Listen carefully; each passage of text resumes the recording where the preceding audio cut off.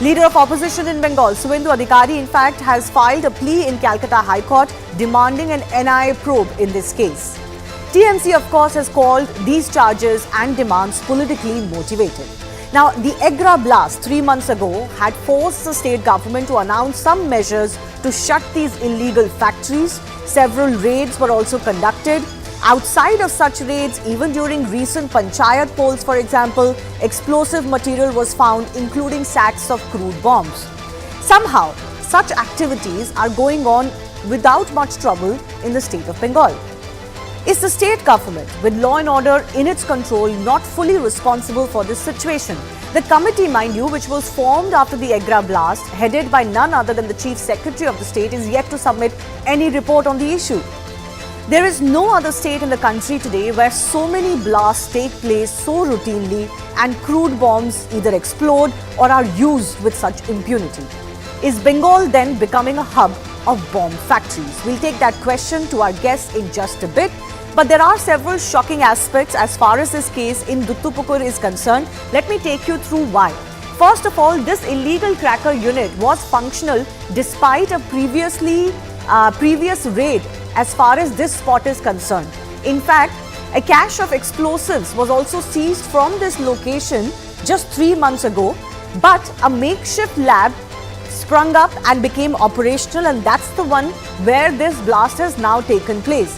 Remember, 6 months ago, 3 months before the last raid also, a blast had taken place exactly at this location, and locals say that that blast has gone unheeded. Clearly, despite high death toll and promises, no strict measures are working. At least they are not working on the ground because the results are not coming. Now, the reason why the case is serious is not just because of the death toll in this case, but also because it's becoming routine in Bengal. So, this case, of course, on August 27, there are 9 people who have lost their lives. North 24 Parganas, illegal firecracker unit that is once again come under scanner. There was also a blast on May 16, remember, the big blast that had taken place in Agra in Purb Midnapur. 12 people were killed in that blast, and as I said, several were injured, and that's the one that forced the government to announce some measures and at least stand up and take notice of what is happening. But at the same month, a little bit later, in South 24 Parganas, another illegal firecracker unit was involved in a blast in which another 3 people lost their lives and several were less injured. So this is, mind you, not an exhaustive list. There have been multiple more blasts in the last few months. As I mentioned earlier, BJP Suvendu Adhikari, leader of opposition in Bengal, is approaching the High Court for an NIA probe. This is what the leader or the BJP party is saying in Bengal. They're saying that owners of cracker units are actually close confidants of the TMC, and therefore the allegation is coming in that there is protection at the highest level. They're saying that they highly suspect that the administration will take any action. We believe, that is the BJP, that this is a very powerful explosion, and this case is not only about illegal production of crackers. They suspect there's a larger conspiracy, and therefore the National Investigation Agency would be the appropriate agency to probe all of these cases. Which leads us to the big question we're asking today. Is Bengal running the risk of becoming a hub of bomb factories? Because there is one bomb blast after another that is taking place in the state with very little that the state seems to be able to do.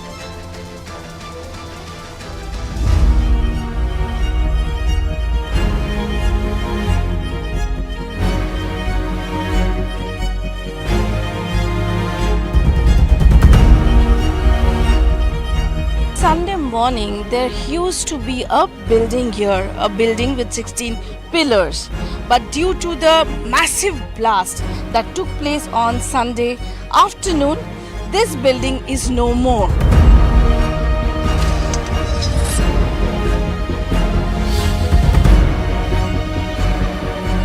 इसमें तो fire cracker नहीं है, ये explosion है। इसमें NIA होना चाहिए, NIA को केस ले लेना चाहिए। What happened in Duttapukur, that is an accident. We strongly condemned the accident, most unfortunate, but the demand of NIA probe, that is totally politically motivated.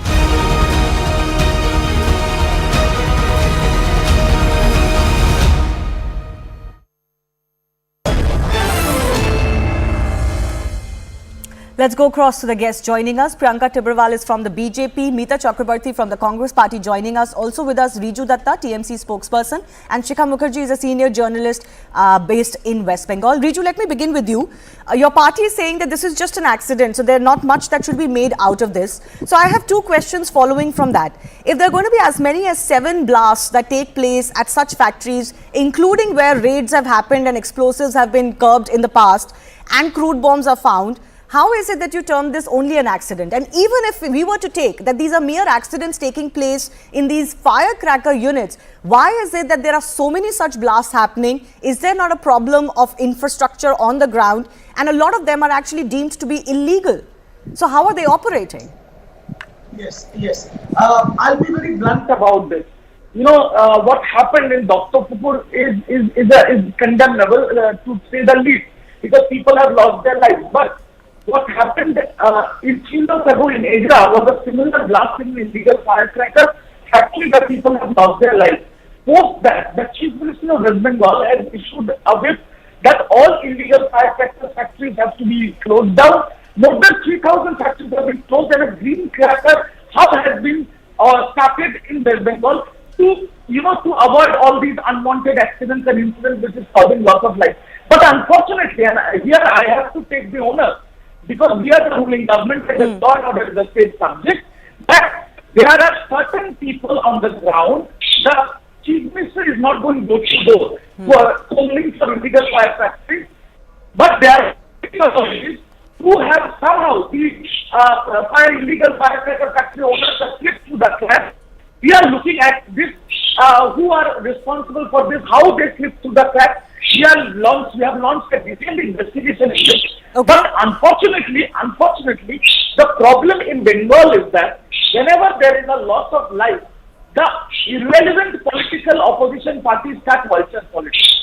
No, but that's not fair. Riju, I'll give you more opportunity. Just 1 second. That's not fair. First of all, the opposition's job is to raise these questions. People are losing lives. Over 24 people have lost their lives in just the 3 blasts I've mentioned in the last 3 months. And there are more, of course. Secondly, you're talking about the fact that you've cracked down on the ground. You're accepting that obviously it has not been successful. But I want to highlight the case of this particular site. I'm saying, not successful. I'm saying 90% has been taken care of. All these illegal firecracker factories have been shut. Okay. A green firecracker hub has been created. Okay, but can I come back on that? No, 1 or 2 is something you're saying, but the facts on the ground speak differently. First of all, look at the kind of fear of the law and order that is there in the minds of the public, because this particular site was actually raided 3 months ago, and a firecracker unit, illegal one of course, has come up right next to a blast that took place here 6 months ago. So I'm not sure what the actual law and order on the ground is. What the police authorities are doing, and obviously you've suspended the Thana IC, so clearly you believe it has not been successful. Secondly, you talked about the crackdown on the ground. Where is that report that the Chief Secretary was supposed to submit? How are we supposed to believe these numbers that 90% of the crackdown is successful? I'll tell you. Exactly, I'll tell you. See, there are 2 issues here. Yeah. One, certain portions of the police force, like why we have suspended the IC, because we believe that it was in his knowledge, but he did not take action at the right time. Okay. I'm being blunt about it. Okay. The second part, the larger perspective of this is, and the country knows, that the people employed by the owners of these illegal factories are very, very poor people that were involved in the Manrega scheme in West Bengal in the 100 days work. From 2017 to 2023, the central government has frozen all the funds of Manrega. So even in the Barasat train accident or other places also where you have seen, in the Mizoram bridge collapse also where you have seen people have died from Bengal, where all Manrega workers from Bengal, where they couldn't find jobs and they had to go somewhere. So are you saying barring Manrega, the state government is unable to employ its people? No, there are a lot of employment, but they go out of the state. No, but there is a huge amount of people. Now, Shivani, the question here is very simple. The central government for 3 years on a row has given the #1 prize on Manrega to West Bengal. So the first boy, do you award the first boy or do you freeze the funds of the first boy? There are a lot of really, really poor people who are uneducated. Okay, I get your point. You're talking about funds, and that's a separate issue, and I'll allow our BJP representative to respond to that. But Riju, I don't think that, talking about Manrega is going to take away the responsibility of the state government in this case, because there are poor people in all states. One, the central government is also supposed to take care of that. But the state governments are, more responsible for the poor in their state than passing on the blame. But anyways, I don't want to get into that. Priyanka Tibrewal can respond to both things. One, of course, the charge that a lot of the poor people are having to resort to illegal activities like these because they don't have Manrega funds in the state. And secondly, why is it that you insist that there should be an NIA probe in this matter when these are accidents, as the TMC says? Very good evening, Shivani. So first of all, irrelevant opposition party, according to Mr. Riju Datta, is having such a lot of relevance that each and every tweet of Abhishek Banerjee, when Shwendu Adhikari is writing, we are seeing that there's a reply by Abhishek Banerjee, and not just that, spokesperson like Mr. Riju Datta are forced to make reels on the same. So that is how irrelevant we are. Secondly, when he says that, this bombing thing and whatever is going on are accidents, Kunal Ghosh said it is an accident. Yes. How many times these accidents will happen? Because if you only remember, few days back, we were only discussing another incident of this thing where one of their own TMC panchayat level worker was involved, and he also got burnt, and ultimately we saw that he was dead in the hospital. So that also they are saying that they never wanted an NIA. Now, if these kind of substances which are involved, which come under the Explosives Act, then suo moto, the police and the government should ask the NIA to take over of that matter, or to, send that matter to NIA, because the section itself speaks. But we have always seen that they are hesitant regarding the same. Now, this is where we say that the close confidants of TMC are involved. Now, my friend, he suggested that, see, what great idea Ms. Mamata Banerjee has given. She has said that we will have a green hub for green crackers. Now, who will guarantee that? Even in the state of Bengal, you were asked to make crackers. You were not asked to make bombs. But even then, these bombs are being made. So, in the name of green crackers, again, there will be RDX, again, there will be explosives. Who will guarantee that? No, that's a serious question. Okay, Priyanka, that's a serious question. The issue is not whether these were bomb-making factories or firecracker factories. If the tendency is to, for these factories to be misused by, I don't know, connected people or otherwise motivated people, then that is possible to happen in other green zones as well. Let me also remind our viewers about the 2014 Burdavan blast case, which was a similar case where actually a bomb blast took place. It was later found out that it was actually an IED. There were terrorists involved from the JMB who were actually making bomb in those factories. So there are these cases that have come to light from West Bengal, including the fact, Riju, that we've seen people hurl crude bombs for whatever little conflicts that break out Shivani, from he rooftops. wants us to believe har garib bomb banayega. Those who don't have money will make bombs. This is what he was trying to say. No, I don't think that's a fair argument, because I don't think the poor are going to be lured into illegal activities. We've got a lot of poor in our country, or historically as well. Not all of them become bomb makers. So I don't want to get into that argument, but Riju, you can respond. Yes. I will make two submissions. Number one, few years ago, our minister, Mr. Zakir Hussain, was bombed by goons. I'm not calling them BJP, I'm just calling them goons. Couple of his bodyguards lost their lives and he lost a limb. It was given to NIA. What happened? There were chocolate bombs, firecrackers were at the house of a BJP MP, then BJP MP Arjun Singh, who is now back into the TMC, and NIA probe was ordered. What happened there? See, the bottom line is, I have clearly started at saying that law and order is a state subject. We take ownership that how big these criminals slip through the cracks. The police force and the state has to take ownership of that. But it's an accident. But calling it NIA just to give it a political color is the lowest of the low politics. Okay, just hold your thought there. Two of my guests have not spoken. Let me go across to Meeta Chakrabarti as well. Meeta, the Congress also has hinted that there seems to be an open invitation or some open platform available to people to conduct these blasts, or these blasts keep happening with the full knowledge of the state government. That's, roughly the import of the statement that your chief Adhir Ranjan Chaudhary also made. Do you feel, as an opposition party in Bengal, that actually the situation is going out of hand and something needs to be done, or that the state government is unable or unwilling to curb this? Okay, good evening to all your viewers. Firstly, law and order is strictly a state subject. The fact that there had been so many blasts in recent past, as pointed out in your introducing report, and the fact that 9 people have just lost their lives, so many properties have been damaged, the state TMC government cannot run away from its responsibility that they have definitely failed to curb this. Merely coming to a TV studio and saying that 90% of the problem has been solved is just not good enough, because we really do not know on what basis this 90% calculation is being done. Yes. There is no report. The raid happened there 3 months back, which shows how much of respect they have for the law enforcement agencies. And it's a matter of grave concern, number one. Number two, does not matter whether we are in opposition in the state or we are in alliance. As a responsible political organization, we are well within our rights to raise our concerns whenever the state authorities or the central authority are failing to fulfill their responsibilities. And this is a clear such case where people are losing their lives. There has to be a value to human lives. And there are explosives and they're illegal. And when TMC leaders say that this is an accident, no, sir, it's not an accident. It was absolutely avoidable. This is an illegal establishment. Had the crackdown been more serious and had the state administration been more serious, then this could have been avoided. Those lives could have been saved. Number three, when there is a will, there is a way. So to say that we are trying, we are making raids, we are arresting people, and yet nothing is happening, I really do not, I will not buy this logic. So do you believe too, as the BJP is alleging, that there is more than meets the eye, that actually a lot of these bomb-making factory owners have shelter of the state machinery?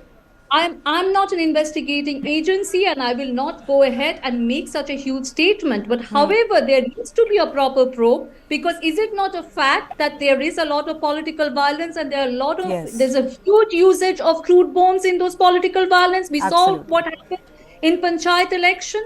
Can we deny the fact that so many people, dozens of people lost their lives, about more than 50 people? So when there had been such a huge loss of lives, such huge usage of crude bombs in West Bengal, and such a huge amount of political violence, yes, there has to be a proper probe. And the fact that this establishment definitely didn't have a license, it was illegal. God knows how many other illegal firecracker units or explosive making units are out there. We are waiting for more accidents to take place. The state government has to get its act together, no doubt about that.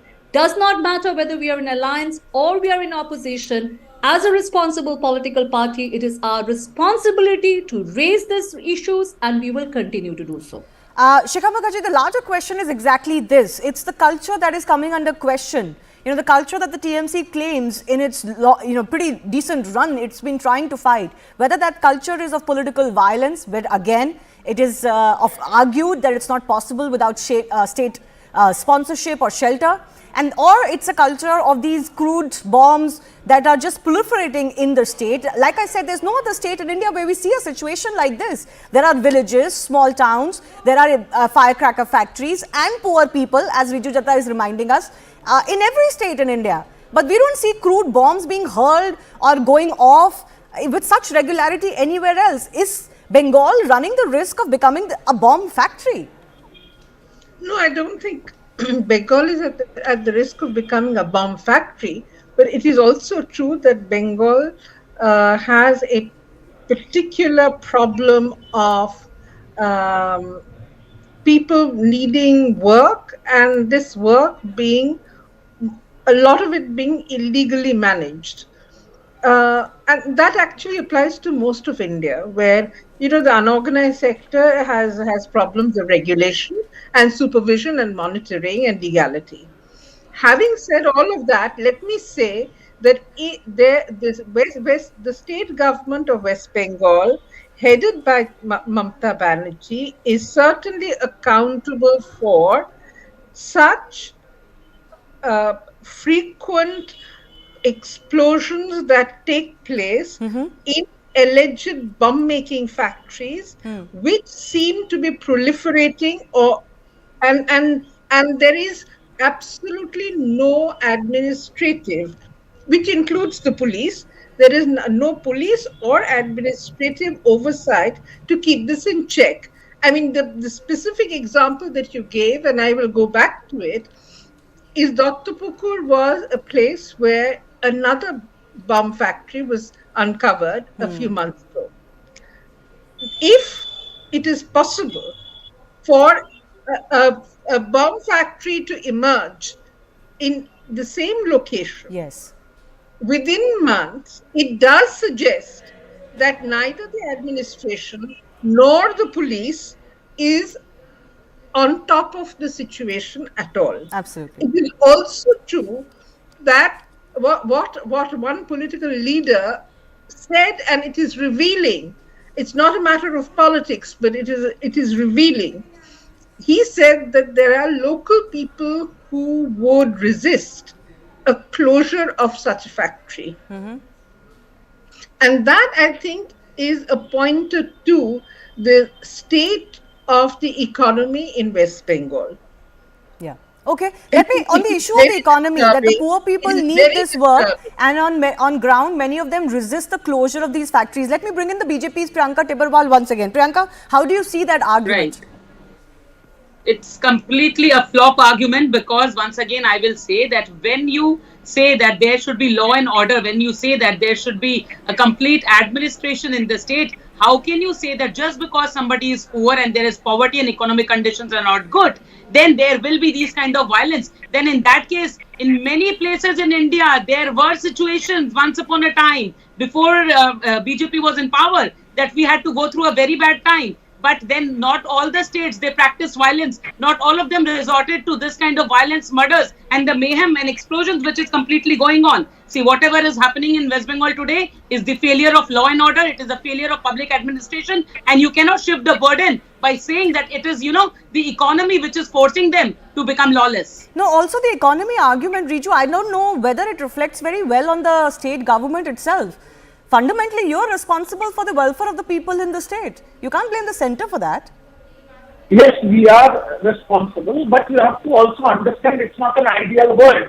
If you see where in the country, in the BJP ruled India, the unemployment is at an all-time high. We have brought down the unemployment level in the state of Bengal. We have Then why is this happening? No, but your arguments are contrary to what you just said. You just said that poor people need jobs. That's why they're doing these illegal activities. We are having a civil debate. Let me finish and then I'll answer your question. Okay, but please explain this contradiction. Yes, I will. Let me finish. We have given back more loans than Gujarat itself. But why is this happening? When you are saying that I'm giving a contradictory argument, is because there are some portions of every state where people are very poor and underprivileged, and they get involved in menial labor, and that is being sustained in every state by 100 days work. Now, if that money is closed, why do you please kindly explain to me this? That in Mizoram, it collapsed that 28 menial workers are from Bengal. Why? Because the central government has frozen our funds. Okay, on the funds issue, I'll ask Priyanka to respond on the funds issue. One second, Priyanka ji, once again.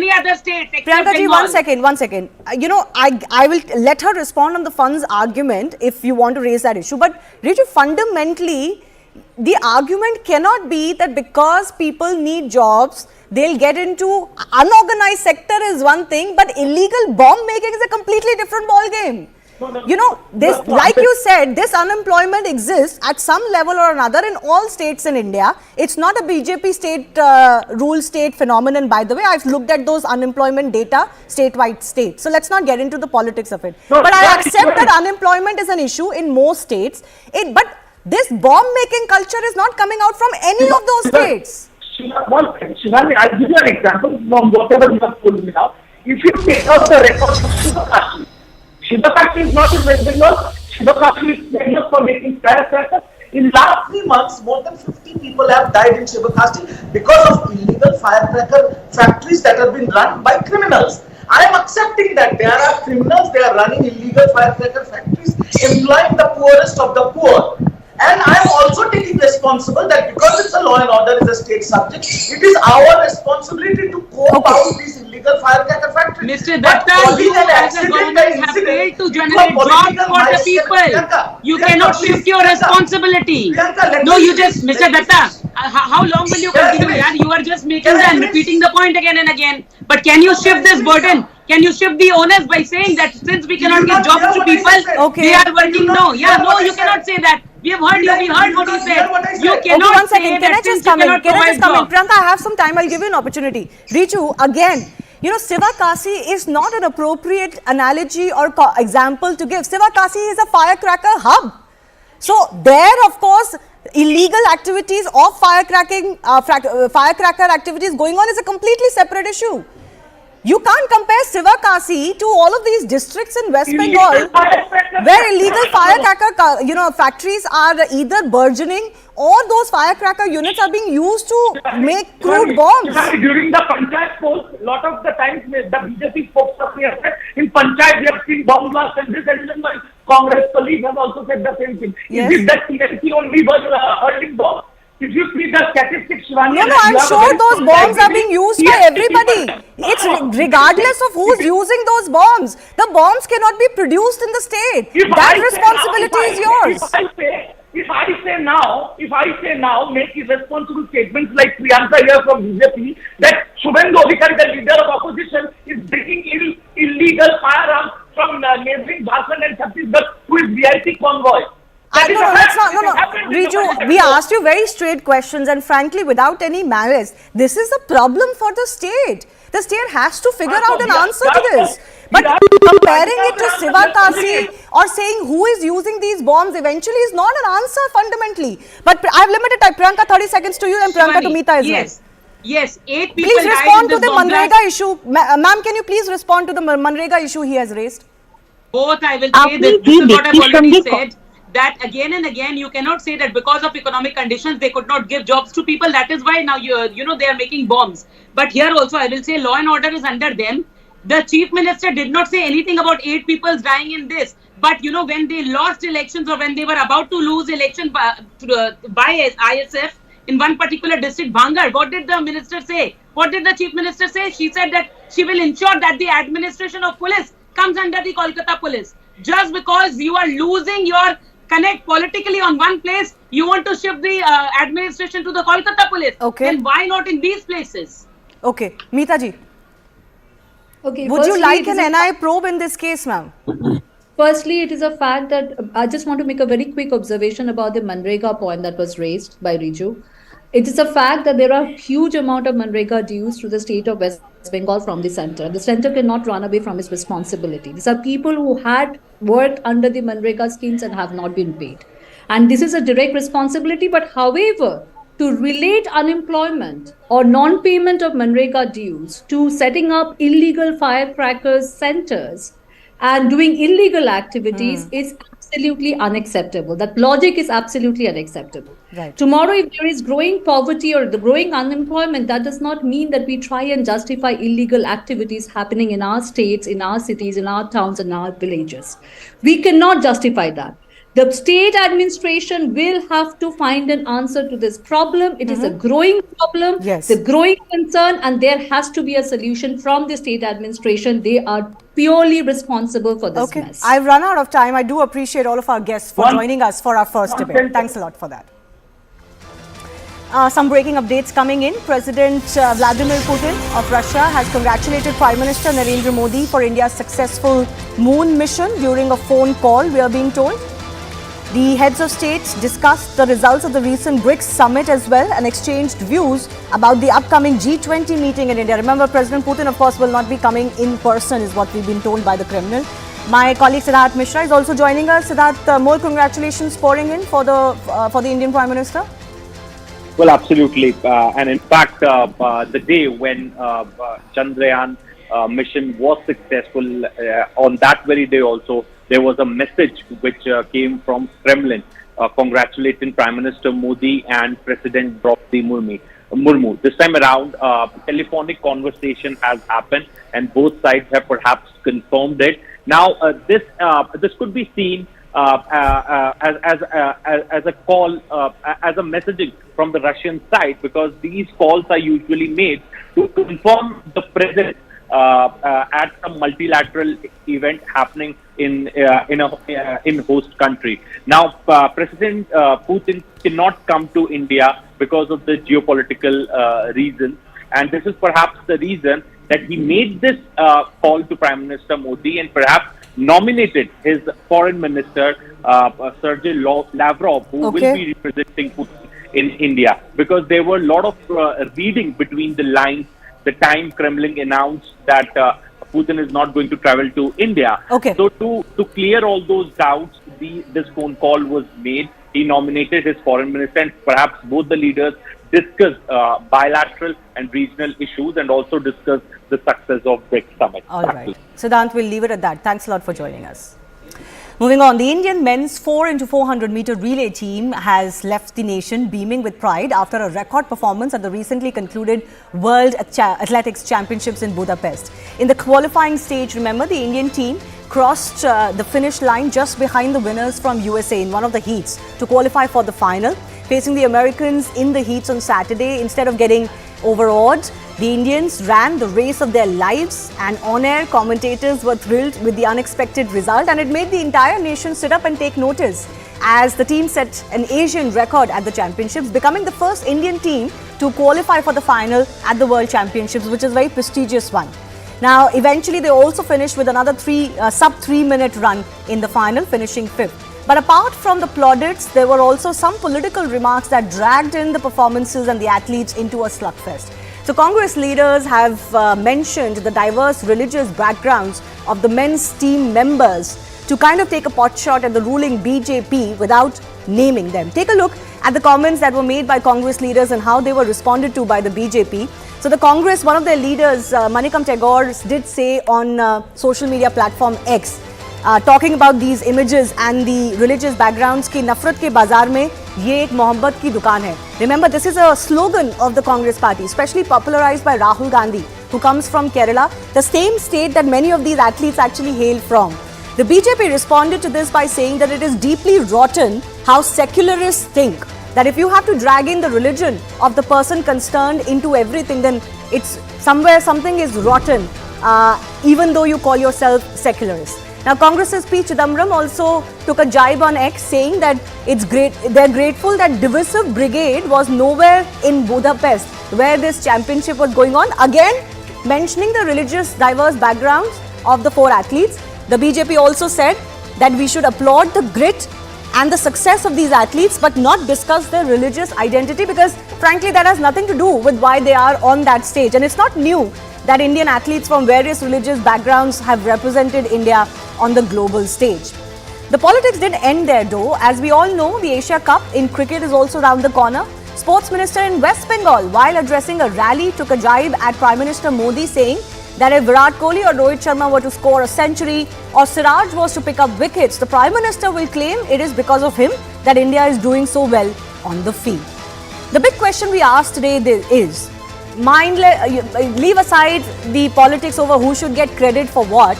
Of course, this is a follow-up of the Chandrayaan mission slugfest as well. Is it really necessary to drag religion into sports and highlight an athlete's religion when they're representing the country? We'll take that forward with our guests.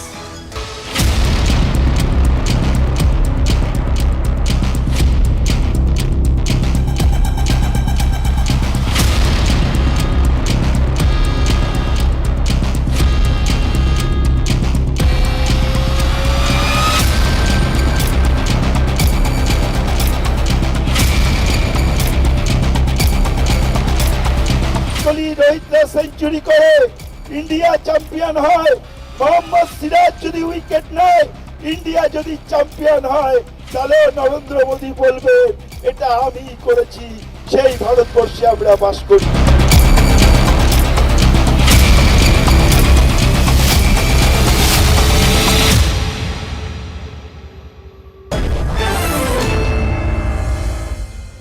Priyanka Tibrewal of the BJP, Riju Datta of the TMC stay with us. I'm also joined with Ranajit Mukherjee of the Congress Party and Ashwani Nachappa, former athlete who's obviously represented the country at some of the top sporting events. Athletics events is also joining us. I appreciate all your time. Ranajit Mukherjee, let me begin with you. If you're going to keep highlighting someone's religious background when that has nothing to do with what that story is about. How can you blame others for making religion a divisive point? Because even highlighting an athlete's religion when that has nothing to do with their performance, unless that's your claim, is also in bad taste. What I find actually rotten. Yes, go ahead, we can hear you. What I find really rotten over here is that when we are pointing out the diversity that this country has, and diversity in our diversity, religion is one of the factors. You see, we are in a country where just this week, we had a fantastic week. We almost won the World Championship in chess, Pragnananda. We've landed Chandrayaan, ISRO has landed Chandrayaan on the moon. We have won the World Champion in Neeraj Chopra. The 400-meter relay team has done exceptionally well. We have a 3,000-meter steeplechase relay. If you don't like to discuss the religion, let's take a look at where they all come from. Anas comes from Kerala. Ajmal comes from Kerala. Jacob comes from Delhi. Ramesh comes from Tamil Nadu. Neeraj comes from Haryana. Parul comes from UP. But you didn't mention that. The point that, you see, every Congress leader is trying to make is, you see, this Mohabbat versus Nafrat. Nafrat is, since 2014, the amount of hatred that has been injected into the system, into our society, leads to a teacher in UP making all the Hindu classmates slap a Muslim classmate. It leads to in Jammu, a teacher hitting a kid for writing Jai Sri Ram so hard that he goes into hospital. This did not come about in one day. This came about because the amount of hatred that has been injected into the system. And today, when we look at the athletes that have performed for us, which first of all is due to the institutions, the institutional legacies that have been created over the years in all these sports, it's a point out that diversity is what makes India great. And that's what we are pointing out over here. Diversity in sports has always been our strength. I'm not sure how you are drawing a parallel between pre-2014 and post-2014. If your argument is exactly this, that post-2014 there's greater hatred, then how is this team possible? This team is possible, so same way we've had Tiger Pataudi lead the Indian team and being applauded, not just in India but in the entire world. The same way we've got multi-religious representation in the Indian cricket team, or the tennis field, or the football field. So what I'm trying to understand is, why are you using athletes to drive your political point? And that's the objection. The objection is not to anything else. You can laud them, you can laud where they come from various states, but you didn't talk about the states of any of the other athletes. My suspicion is, and you can respond to that, you picked up the relay team because two of those athletes, almost three of those athletes come from Kerala. That's why. And Rahul Gandhi is an MP from Kerala.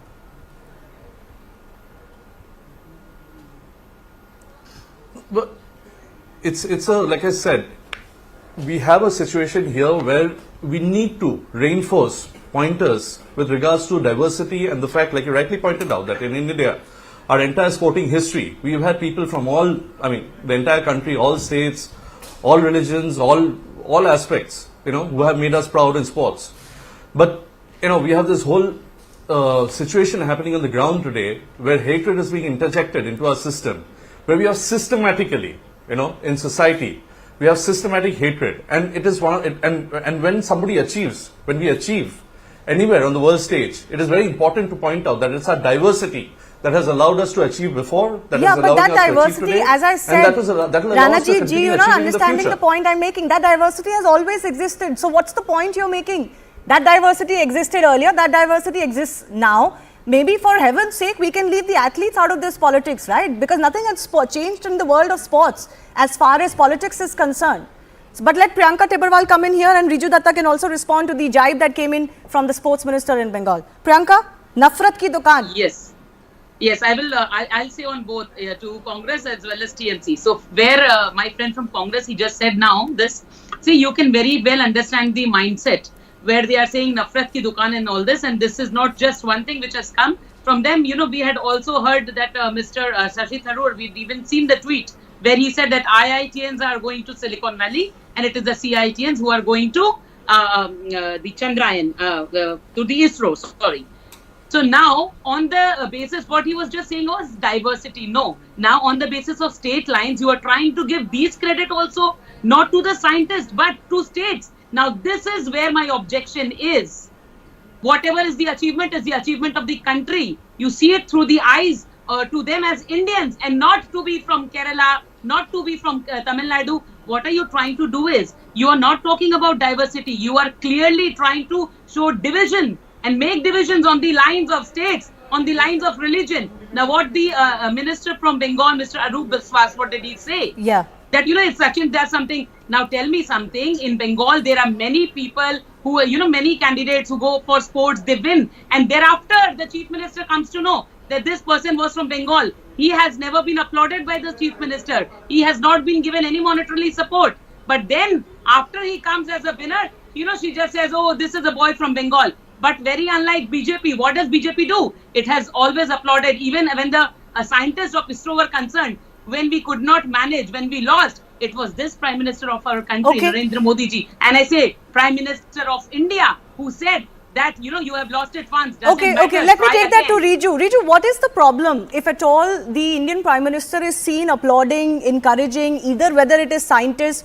or an athlete, for example? I speak to a lot of athletes, all of them say, a lot of the ones who represent India in Olympics, that there has been greater recognition and promotion of the sports which weren't able to compete with cricket by the Prime Minister. And when it comes from the Prime Minister, it has a different impact. It reaches the masses. So why would your minister attack him for applauding athletes? Two things, actually three things, and give me the courtesy of time, please. Number one, it is BJP who involves politics in sports, and I will explain that. Number two, psychophancy. Number three, hypocrisy. And why I am saying this? Who is in charge of the BCCI? Jay Shah. What is his credibility to look over the Indian cricket? What? Who? What is his pehchan? Apart from being Amit Shah's son? Now, point number one. Point number two, Football Federation of India. Who is the in charge? Kalyan Choube. Who is Kalyan Choube? BJP's Vidhan Sabha candidate from Maniktalapur.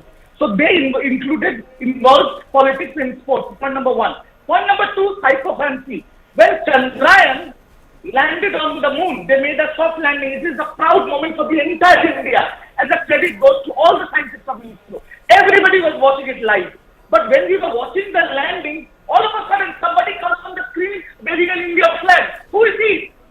He is the Prime Minister of our country, your country and my country. Who is he? The answer is, he is the Prime Minister of our country. When the pictures of Rakesh Sharma come on screen, whose picture do you see? Indira Gandhi's. Who was she? She was the then Prime Minister, and we have equal respect for her. So don't ask who is he. The nation knows, the world knows who is he. We love our country. We are patriots. We are not bootlickers. What do you want to say? Who is he? What do you want to say? Who is he? He is the Honorable Prime Minister of our country, my country, your country.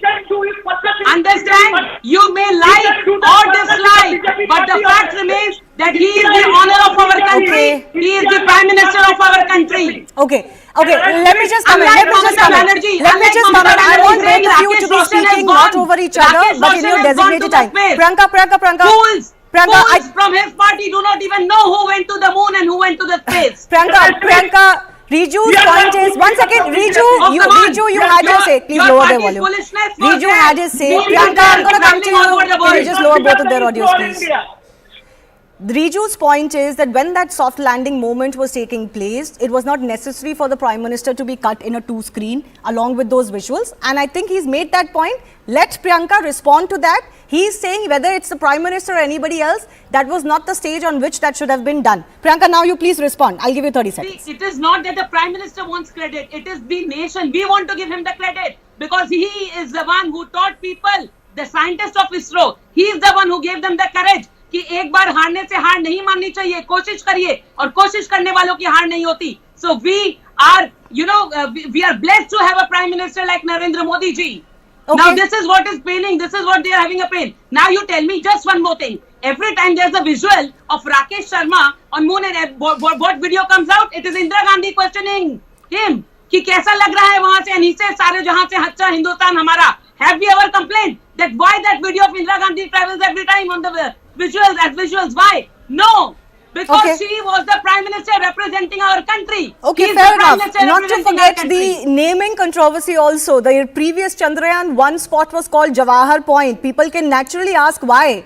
What business was it to give it the credit to Jawaharlal Nehru and not to some scientist from the country? So I'm not sure if any party can really take any high moral ground on this. Riju, I'll come back to you. Ashwini Nachappa has not spoken. Ashwini, forget the political slugfest over who should get credit for what's scientific advancement or sporting advancement. At least obviously on the field, I know for a fact that nobody else but the athlete can get any credit. But yes, governments do get credit for promoting sports and ensuring the right atmosphere. The bigger issue is bringing religion of the athletes into this. For example, the comments that have come in on the men's 4x400 meter relay team. Unfortunately, it has overshadowed the joy that all of us were feeling for what they achieved, instead of where they come from and what their religions are. Absolutely, Shivani. I mean, all of us who watched it last night live did not watch it as he's from Kerala or Tamil Nadu or from wherever. We watched it as our Indian team. Yes.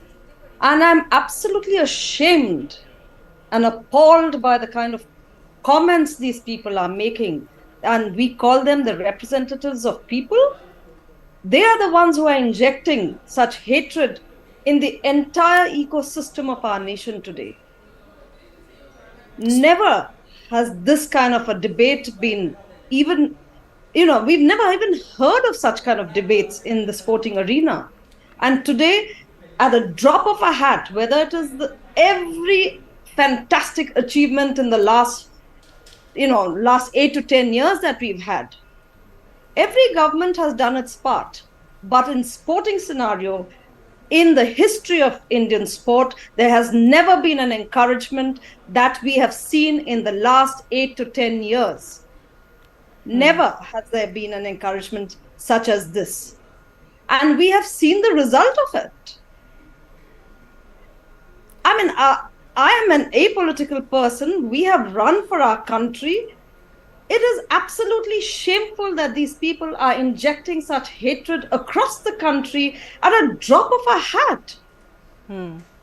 So you're saying the issue has to be related to Prime Minister Modi. He is our Prime Minister. He is the Indian Prime Minister. What is wrong in that?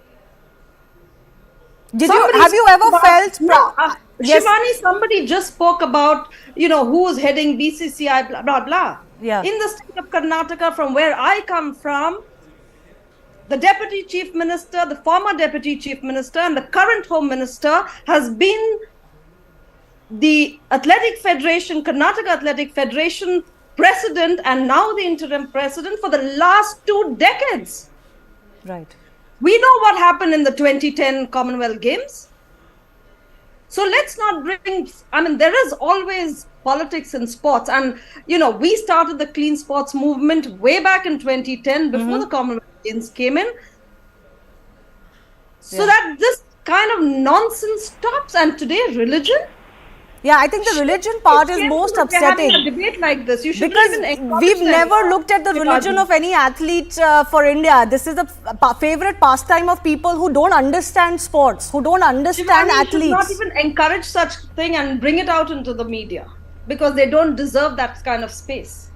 You've spoken very passionately, Ashwini, and you're the athlete on the panel, so I appreciate you joining us and saying it in as many terms, because athletes don't want to get into these conflicts and these controversies, but sometimes they need to speak out and actually tell the politicians this is not done. Yes, Riju, I have limited time. I'll give you 30 seconds.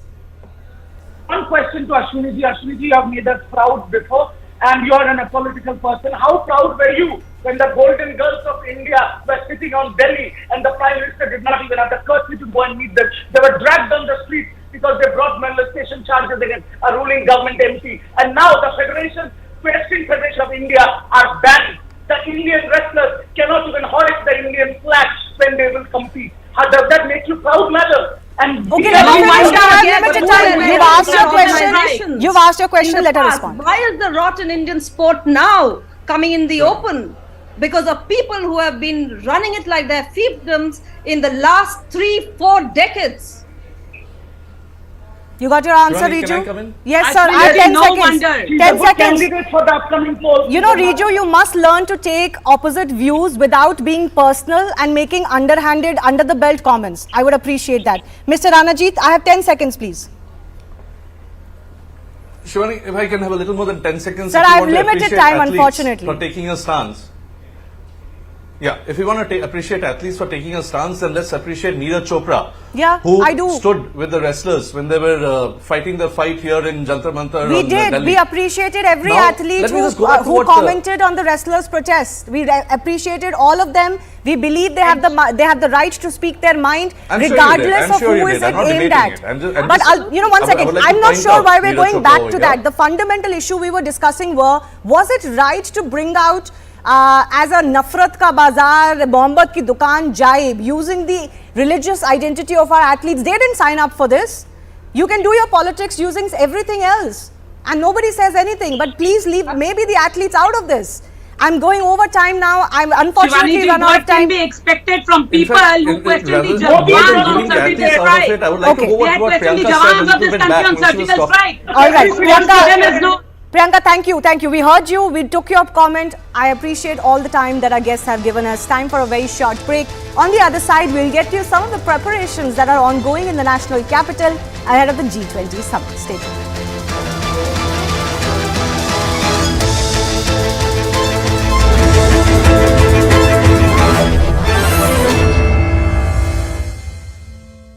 Brought to you by. It's already at Sriharikota.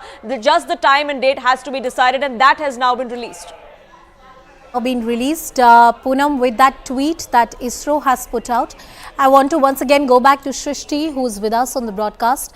Shrishti, to explore the mysteries of the universe, to understand the sun, its orbit, and various things that comprise our universe has been the quest of the modern day scientists. You spoke about the NASA's mission. This is the first of its kind mission for India. What are the expectations that ISRO scientists have? Definitely a lot of expectations. So we started our journey for interplanetary missions back in 2008 with Chandrayaan-1, when we launched a spacecraft and placed a orbiter there.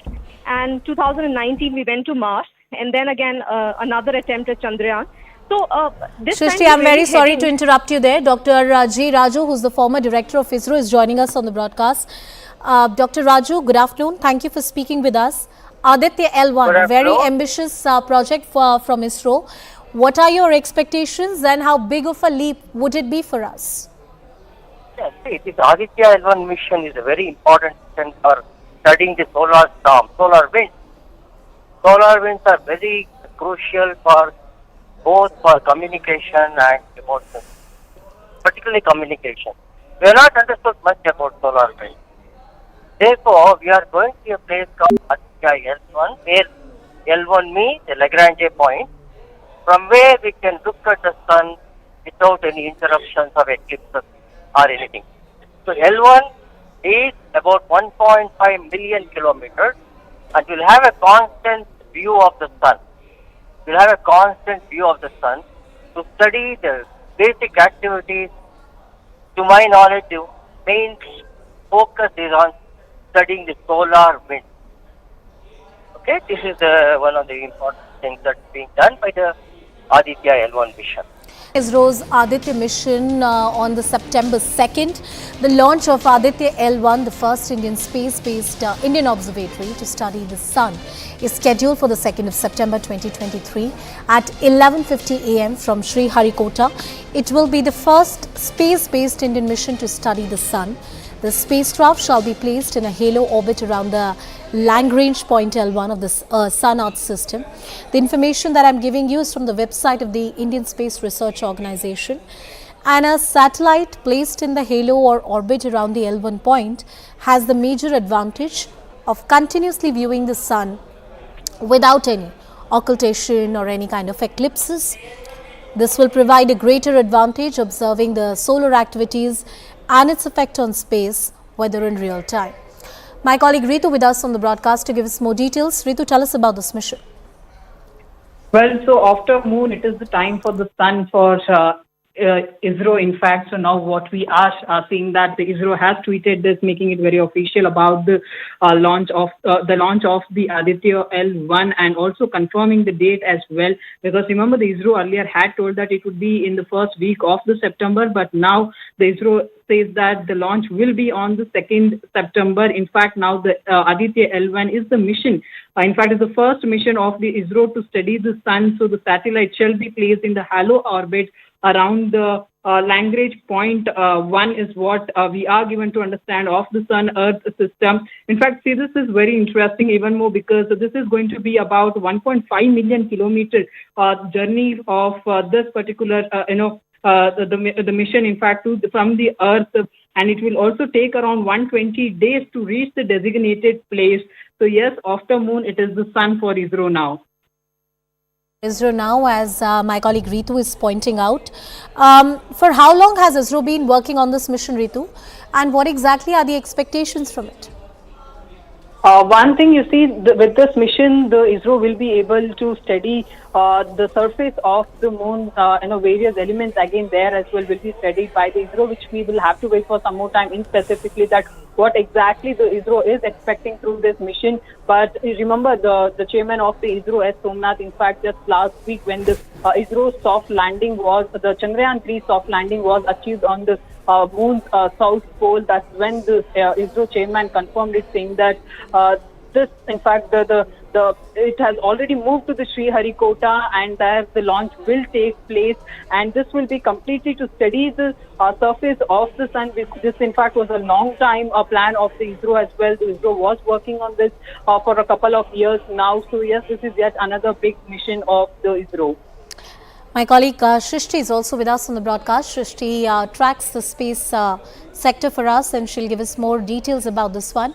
Shrishti, how ambitious is this program? Is it a first of its kind program for the ISRO, or they have done something before like this before? What are the examples across the world for exploring the sun or its orbit? Right. So different countries have been exploring the sun. NASA has carried out missions in the past. But for India, this will be the first of its kind mission.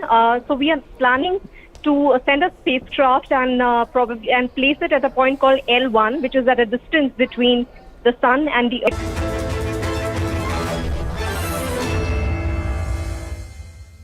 Well, with G20 around the corner and delegations coming in from 20 different nations, one thing which is actually must for all those people to travel in the national capital are these luxury cars. And in fact, one company which is offering them is Punya Travels here in the national capital, which is considered to be one of the biggest in the business here in the national capital. What they're offering are from Mercedes to Camry to Audi. But one thing they're offering is one thing which is actually garnering a lot of attention, which is the Mercedes Maybach. In fact, Mercedes Maybach, a 3 crore rupees car, which will be offered by these travel companies to the government of India. And in fact, I have with me the director of Punya Travels, Mr. Harmanpreet Singh Punya. So thank you so much for speaking to CNN News 18. First of all, let's directly talk about the business. So a lot of delegations are coming. It's a humongous event for the country. We see a lot of luxury cars here. What are you offering to the government of India as of now?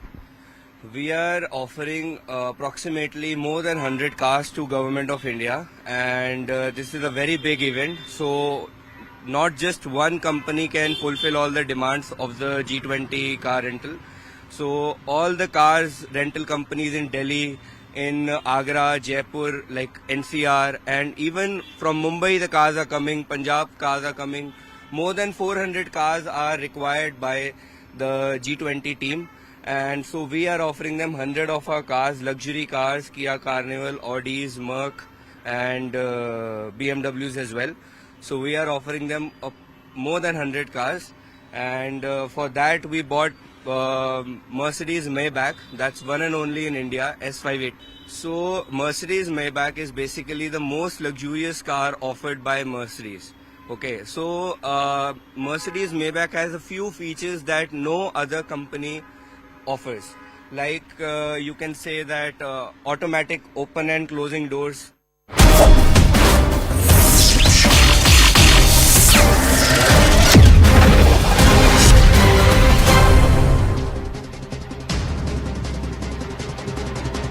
Namaste, Jai Hind, and welcome to this edition of The Right Stand. We are over the moon and on it.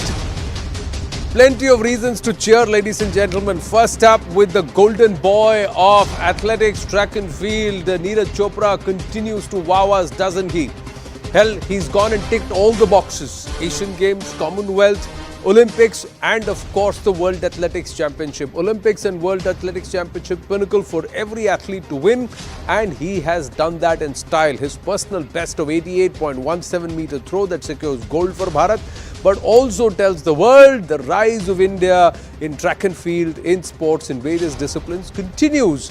And this is the reason why, because he believes that there is no finish line in javelin. 90 kya 90 se aage bhi phekunga. That's his thought process, and we welcome that.